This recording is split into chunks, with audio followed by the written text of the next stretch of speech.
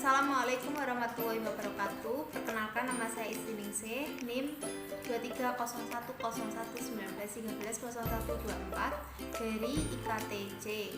Di sini saya akan menjelaskan mengenai acara 2, yaitu pengambilan darah, nekropsi, dan juga vaksinasi. Alat dan bahan yang digunakan adalah ayam pejantan, cutter, suntik, gunting, kapas, dan alkohol 70%.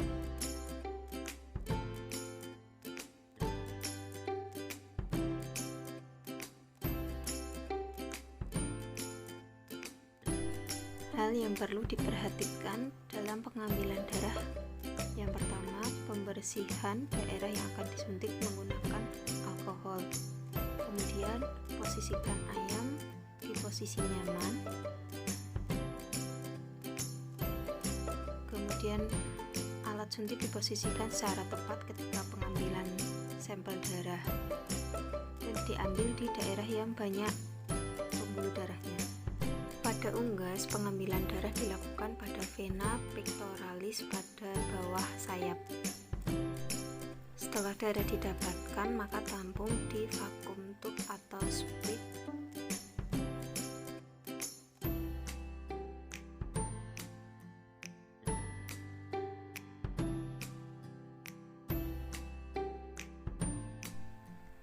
Pengamatan performa unggas pada tingkah laku ayam sedikit lemah karena setelah perjalanan dari kandang ke tempat nekropsi, bulu mengkilap dan tidak terjadi perontokan, perubahan anatomi tidak ada. Kemudian lubang seperti paruh normal, mata juga normal, tidak memerah, sinus normal, kloaka normal.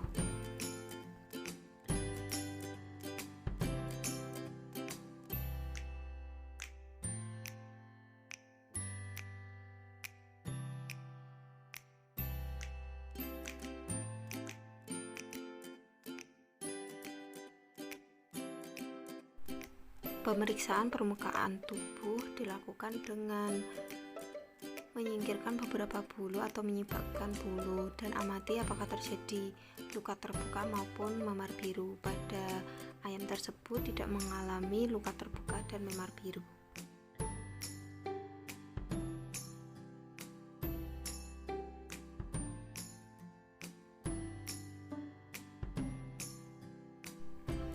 Pemeriksaan kaki yang didapat yaitu kaki tidak berwarna pucat maupun biru, tidak ada luka, dan tidak ada pembengkakan.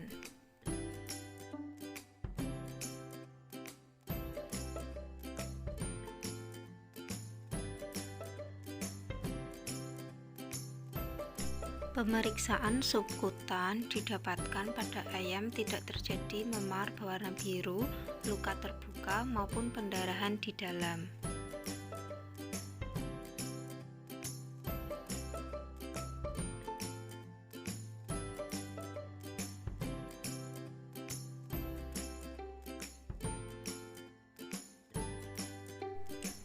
Pada rongga mulut tidak terjadi kebengkakan maupun adanya lendir, kemudian tidak ada bintik-bintik kecil, kemudian tidak ada peradangan kemerahan maupun bintik-bintik putih. Pada sinus juga sama, tidak terdapat cairan. Mata pada ayam normal dikarenakan warnanya tidak putih pucat, tidak merah meradang maupun warna kebiruan. Trakea pada ayam juga normal karena tidak mengalami peradangan yang merah dan tidak ada darah di trakea. Kemudian ada pemeriksaan otak pada ayam. Pada otak ayam tidak terjadi pendarahan sehingga otak ayam dalam keadaan normal dan baik.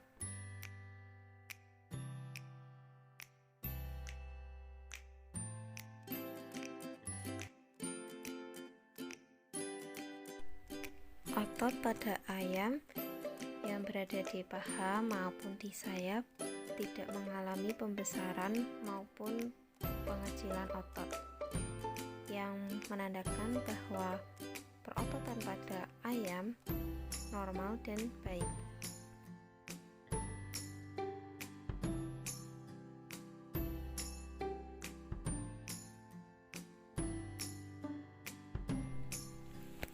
Keadaan persendian yang berada di kaki dan sayap tidak mengalami pendarahan, sehingga persendian pada ayam sehat.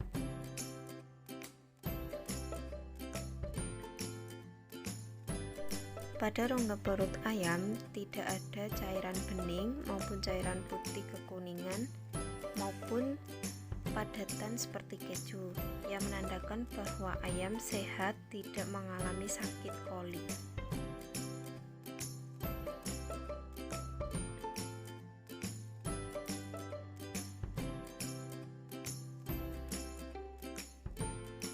Pada rongga dada ayam tidak memiliki cairan bening, cairan putih kekuningan maupun padatan seperti keju yang menandakan rongga dada ayam normal dan sehat.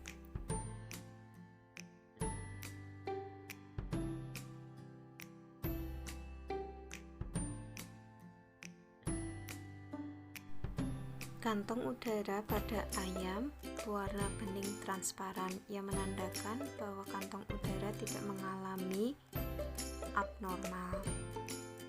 Selain itu, kantong udara juga tidak berwarna keruh maupun sangat keruh, sehingga kantong udara normal dan sehat.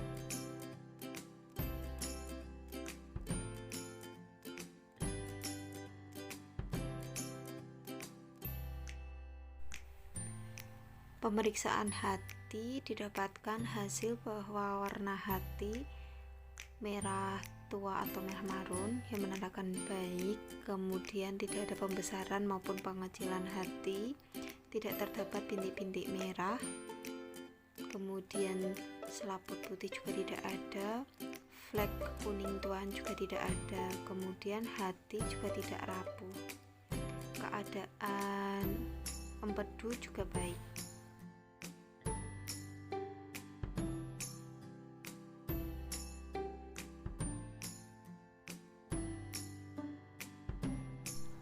Saluran pencernaan tidak mengalami peradangan merah, kemudian dinding usus juga tidak meradang, isi dari usus itu normal, tidak encer maupun tidak berdarah, kemudian tidak ada cacing, kemudian pada bagian pankreas tidak mengalami pucat.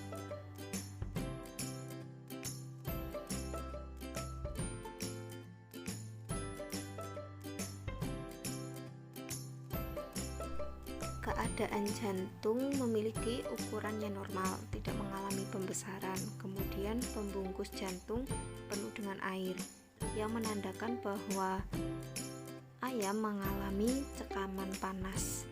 Hal ini dikarenakan perjalanan dari kandang ke rumah pembedahan, kemudian jantung tidak mengalami peradangan.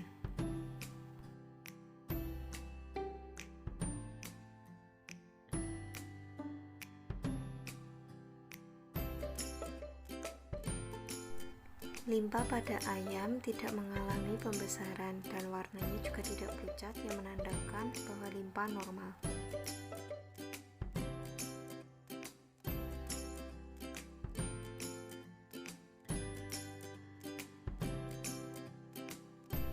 Organ reproduksi pada ayam normal dikarenakan tidak mengalami pembesaran maupun pengecilan, juga tidak ada kerusakan.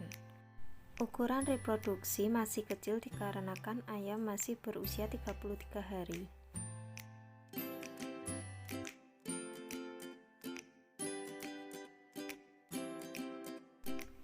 Bursa Fabius berada di bawah kloaka, diambil dan diamati, kemudian dibedah. Pada pembedahan terlihat tidak ada pengecilan maupun pembesaran pada bursa Fabius dan tidak ada peradangan pada bursa Fabius.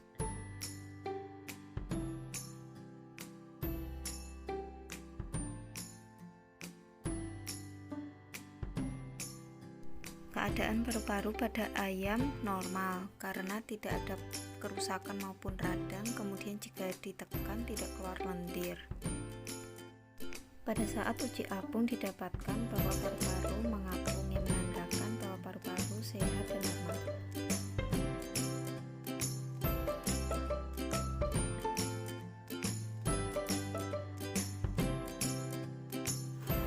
Di sini saya akan menjelaskan mengenai vaksinasi.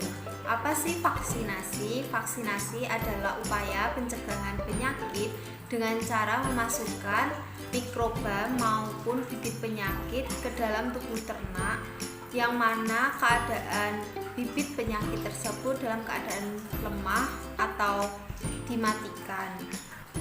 Tujuan dari vaksinasi adalah membentuk antibodi pada tubuh ternak agar supaya dapat mencegah penyakit dapat masuk ke dalam tubuh ternak.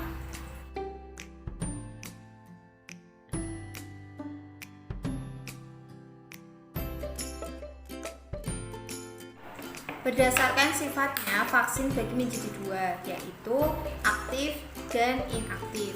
Di sini saya akan menjelaskan vaksin aktif terlebih dahulu. Jadi apa sih vaksin aktif itu? Vaksin aktif adalah vaksin yang mana mengandung mikroba ataupun virus yang telah diremahkan yang nanti akan dimasukkan ke dalam ternak. Vaksin aktif ini akan membentuk antibodi yang bersifat lokal yang mana akan menyerang permukaan mukosa sehingga penyerapannya itu cepat. Bentuknya itu beku sehingga jika akan digunakan harus dilarutkan oleh larutan tertentu. Yang kedua ada vaksin inaktif.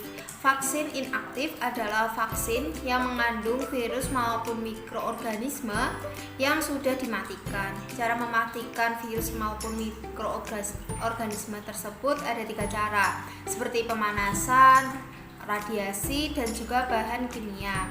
Namun virus maupun mikroorganisme ini masih dapat berbentuk utuh dan dapat membentuk antibodi dalam tubuh ternak. Bentuknya cair yang mengandung antigen dan pelarut.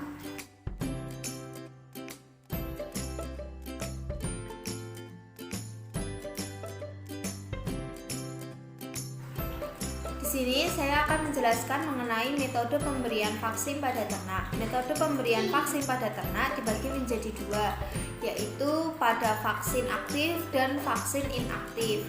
Pada vaksin aktif dibagi menjadi 3. Yang pertama dengan cara langsung atau oral pada mulut, telinga maupun mata. Yang kedua yaitu dengan suntik pada otot maupun sayap. Dan yang ketiga yaitu mencampurkan ke dalam air minum. Sedangkan metode pemberian pada vaksin inaktif dibagi menjadi 2. Yang pertama, injeksi intramuskular dan injeksi intrasubkutan.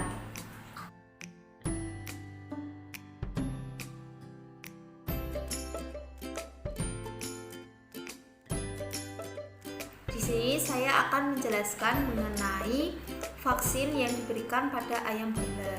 Jadi ayam broiler perlu divaksin berupa ND, Gumboro, AI, IB, dan Kuroza. Vaksin ND sendiri dapat diberikan 1-2 kali. Penggunaan vaksin yang 1 kali biasanya menggunakan vaksin ND aktif ditambah dengan vaksin ND inaktif yang diberikan pada minggu pertama. Sedangkan pada pemberian 2 kali, pada pemberian pertama menggunakan ND aktif yang diberikan pada minggu pertama. Kemudian pemberian yang kedua yaitu dengan ND aktif yang diberikan pada 2 minggu setelah pemberian dari vaksin yang pertama. Kemudian ada Gumboro yang diberikan 1 kali, yaitu bisa pada minggu pertama maupun minggu kedua. Kemudian ada AI yang diberikan 1 kali, bisa pada minggu pertama maupun minggu kedua. Kemudian ada IB yang mana dapat diberikan 1-2 kali, menyesuaikan jadwal dari pemberian vaksin ND. Kemudian ada Kuroza yang diberikan 1 kali, biasanya diberikan pada minggu pertama maupun minggu kedua.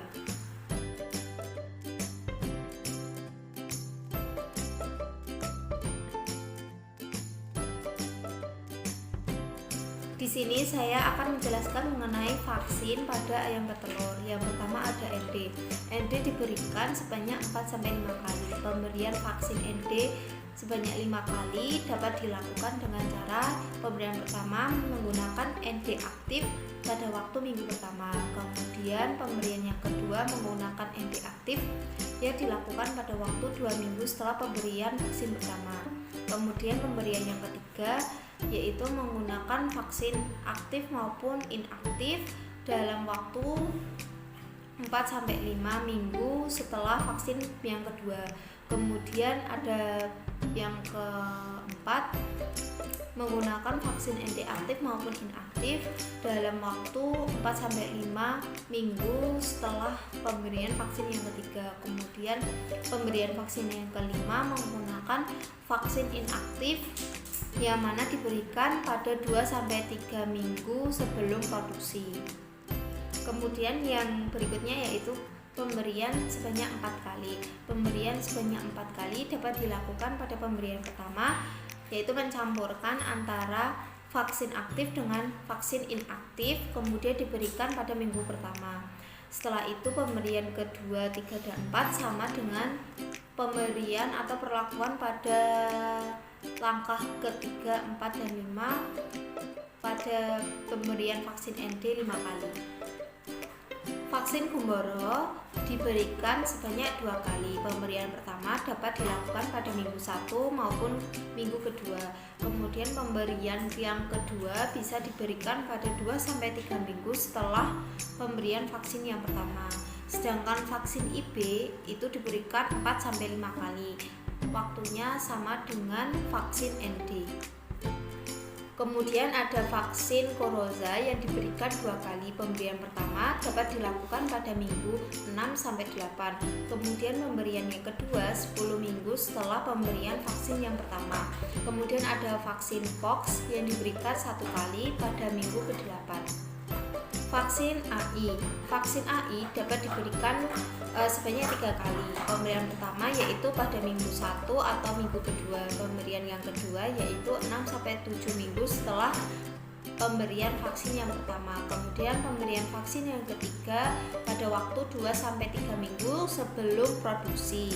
Kemudian ada ILT yang diberikan sebanyak 1 kali pada 2-3 minggu sebelum produksi. Sekian dari saya. Wassalamualaikum warahmatullahi wabarakatuh.